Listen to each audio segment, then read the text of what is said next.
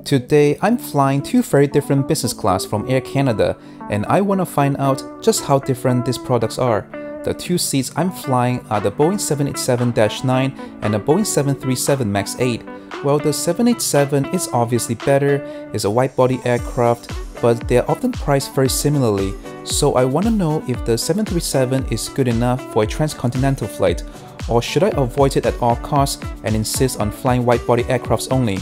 To make this video possible, I purposely flew a detour instead of a direct route, flying from Vancouver to Toronto and then to Mexico City. I could have just flown directly from Vancouver to Mexico City with just the MAX 8, but I wouldn't have experienced the 787. And by the way, Air Canada does fly multiple wide-body aircraft for transcontinental routes with their 777s and A330s on top of their 787s. Since I'm doing comparison in this video, might as well throw in the lounges as well. The Air Canada Maple Leaf Domestic Lounge at the Vancouver Airport and the International Lounge at the Toronto Airport. And here we are at the domestic one. The entrance and the reception are located at the terminal level. Guests can enter when flying business or holding airline statuses. The lounge is just one level up. You can either take the stairs or the elevator. Of course, there are credit cards advertisement here.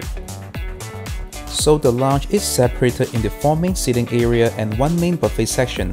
It has plenty of natural light, as the whole lounge has the view of the airport apron, a really nice way to pass time. The buffet section is a little disappointing though. Besides some mini sandwiches and cookies, there aren't really anything to write home about. And of course, some random liquor and other non-alcoholic beverages, the usual standards. But the best part is that you can use the QR code on your table to order some fresh food, and they will be delivered to you like 10-15 minutes. The portions aren't that big, just bite-sized, so you probably want to order a second time. But overall, the lounge looks decent. It's not state-of-the-art, but it's fine I guess. Plenty of seating and really nice view here. Moving on to the next segment, let's get on board the 787-9. The plane has one big cabin of business class seats, 30 of them in total, arranged in 4 columns, 1 per side and 2 in the middle. The window column has 8 rows of seats, while the middle one has 7. Today, I'm sitting in 1K, the front row seats on the right side. The seats are pretty spacious and lots of bells and whistles. Let's check them out.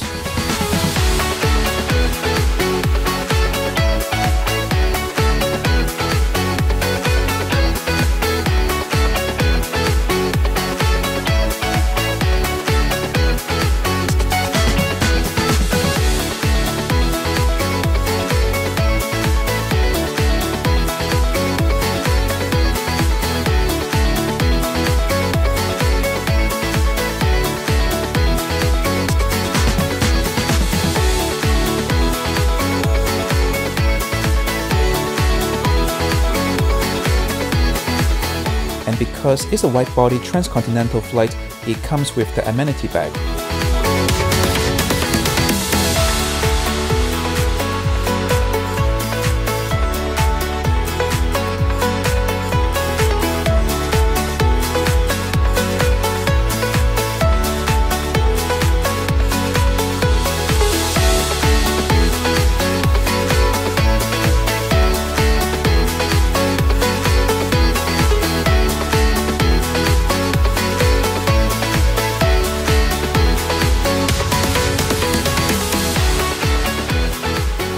The in-flight entertainment system in this large touchscreen is pretty responsive and has quite a bit of content.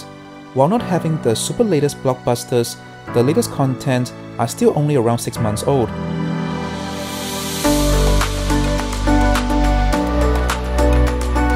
The best part of flying a wide body is of course the lie-flat bed, especially during a red-eye flight like this one. Both the pillow and blanket feel pretty soft and comfortable.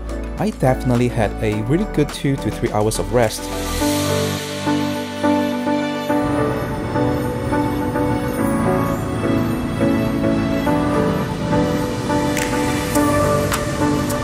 The breakfast is served 1 hour prior to landing. All items are served on the same tray, but that's pretty standard for breakfast across most airlines. But it would be better if the croissant was warm at least. It was cold in this case.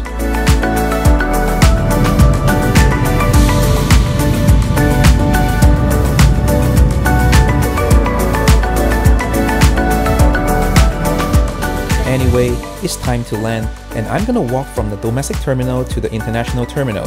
Oh, but wait, there's one really cool cafe, the Aircanada cafe, that I really want to show you first before leaving the domestic terminal. Access to the cafe is the same as the lounges, the usual access policy. You can essentially see it as a mini lounge. It doesn't have hot food, but just pre-packaged grab-and-go food items. But there's fresh juice and coffee for guests. The cafe looks very modern and it was only opened in late 2019. If you are flying domestic from Toronto Airport and have access to Aircanada Lounge, then you absolutely must visit the cafe. I love it and I know you will too.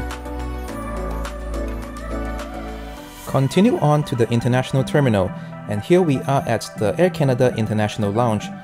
When I first entered the lounge, I noticed how extensive the lounge is with its open-air concept.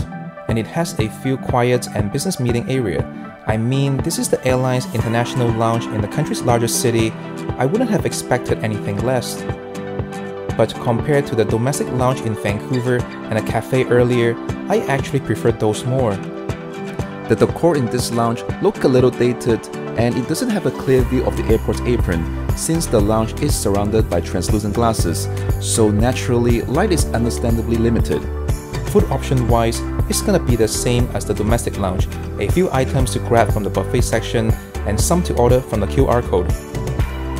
To sum up this lounge, well, it's not exactly a disappointment, it's fine, but I really expected more. Okay, let's go catch our last flight, the 737 MAX 8 from Toronto to Mexico City. In this aircraft, there are 16 business class seats. Many North Americans actually call them domestic first class. That's quite confusing sometimes, but nonetheless, here we are. There are 4 rows of 2s per side of the aisle in a 2-2 layout. You are most likely gonna be sitting beside someone in this kind of cabin.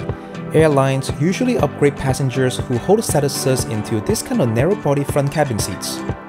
Even though there's plenty of legroom for myself at the front of the cabin, I mean, I could even cross my legs, but it's still in an upright position, and it's not gonna get more comfortable after a few hours. Breakfast is served in this flight shortly after takeoff. It's an okay meal, I guess, but again, I wish they would have heated up my croissant. Also to mention, there's no amenity bag in narrow bodies in general. That's pretty standard across the industry. While the seats feel comfortable and new, I would much prefer the lie flat seats for a 5-hour flight if I had a choice. Will I go out of my way to book the lie flat seats over this one? Absolutely. Many routes are served by both the wide body and narrow body planes like this one. If you're flying business, understand that not all business class seats are the same, even though more often than not, they are priced similarly, both in terms of cash and points redemption, so make sure to do your research. Unfortunately, many sun and leisure destinations are served by the narrow body planes in North America. You would have to make peace with not having the lie flat seats all the time. To be fair, the seats are fine in the 737 MAX, they feel new, everything works. It's probably among the top in its class. I'm just not sure if I would pay business fare or redeem my points for this. I personally feel that these are just a nicer version of economy seats, but certainly not worth double or triple the price. And that brings me back to how much I appreciate the 787 business class seats. They're private, cozy, comfortable, and have the feature of transforming itself into a bed. Also, the reverse herringbone 1-to-1 layout is very friendly to solo travelers that everybody has direct aisle access. While not revolutionary, it's the standard of today's commercial aviation. Loads of airlines use the same seating arrangement. And after experiencing Aircanada's signature business class seats, I definitely believe that it is among the best in North America. You'll be glad to know that all Aircanada's Trans-Pacific and Transatlantic flights will have similar seats. So give it a try next time. If you did, how did you like it? Leave a comment and let me know below. If you watched it till this far, you might as well subscribe to this channel. Lots of videos comparing different airlines and hotel products are on their way. I also have a second channel which focuses on touring, and right now I'm halfway through the Los Angeles series in that channel. Go have a look. And with that, see you in the next video.